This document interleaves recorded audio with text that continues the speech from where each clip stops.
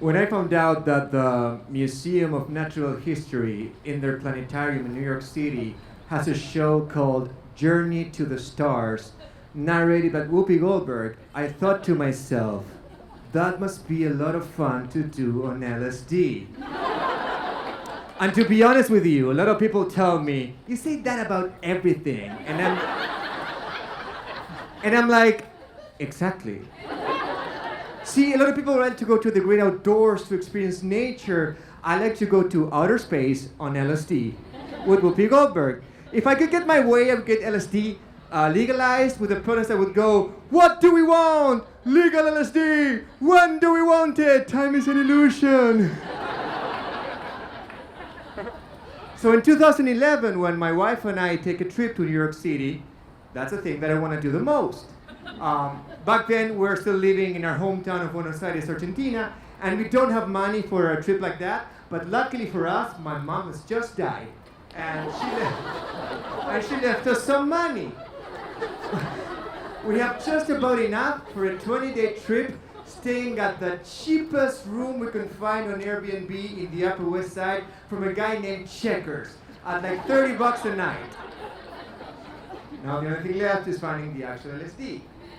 New York is everything we ever dreamed of. We go to Central Park, we go to see live jazz in every bar, we go to all the museums, we do like something every Latino tourist does, and we buy entire new wardrobes for both of us at H&M and Forever 21. And then one day we go to a Mexican restaurant that on the outside looks like a Chinese restaurant, and to a bar that on the inside looks like a pharmacy, because who'd have thought in New York everything and everyone would be pretending to be something they're not, but still no sign of the LSD so far. And then one day, Checkers, our host, very casually in conversation tells me, I'm an acid head. That blows my mind. Acid head. We get to have a name? People usually just call me a drug addict. This is so much better. It's like when you call herpes a cold sore. It's so much better. So then, one morning, our host Checkers gives me and my wife both one drop of pure LSD each, and we're off to the museum. Our plan is to take the LSD once we're in the subway, because we calculate that it's going to give us enough time to get to the museum and make it to the planetarium before the show starts, and the LSD hits. What we don't calculate is that when we get there, there's going to be a line of people, and that the LSD is going to start hitting while we're waiting in said line, and that it's going to be the strongest LSD that I've ever done in my entire life. I'm starting to freak out, but I don't want to tell my wife about it because I don't want her to freak out. So very casually just go, hey, do you want to go outside to catch some air for like a minute or two? And my mom goes, yes, please, I'm freaking out. And I'm like, oh my God, I'm freaking out too. We're so made for each other. Let's go. And then we go outside to catch some air for a minute or two, which turns out to be 4 hours in Central Park, thinking everyone is a cop and is after us.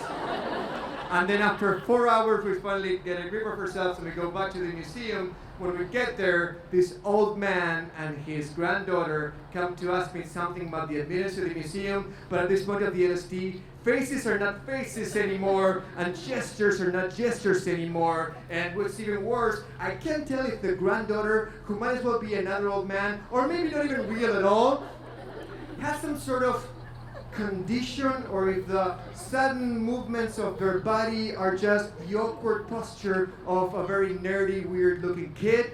I don't know what's going on. I don't want to stare and make him feel bad about it, but I can't help it. But at the same time, I'm trying to help the old man with a question. The thing is, at this point of the LSD, also English is not coming out of my mouth anymore. I'm like, so the old man eventually gets tired of me and just leaves, which is like a really good thing for me to happen. So we go to the planetarium, and when we get there, we find out that the show has just started, and we have to wait 2 more hours for the next one. And we're like, okay, wait, let's go walk around for a minute or two. And then we go to see a map, and we realize that the lines on the map are just moving everywhere. And even the little stick figure man that marks the "you are here" is like running around everywhere. And I have this very LSD moment of thinking, of course, we're all one, and we're everywhere, right? So what we decided to do is just walk around the room where the entrance to the planetarium is for the 2 hours that we have to wait, and we'll see everything 5,000 times with the fear that someone's gonna think it's weird that we're just looking around the same things over and over again, and they might be calling the cops in Central Park on us, who knows? So finally, after 2 hours of waiting, the time is here, and we go to the planetarium. It's totally worth it.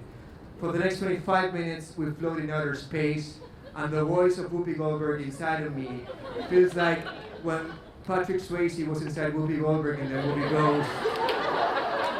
Not because everything and everyone in New York City are trying to be someone else, but because we're all one, and we're all everywhere. Right?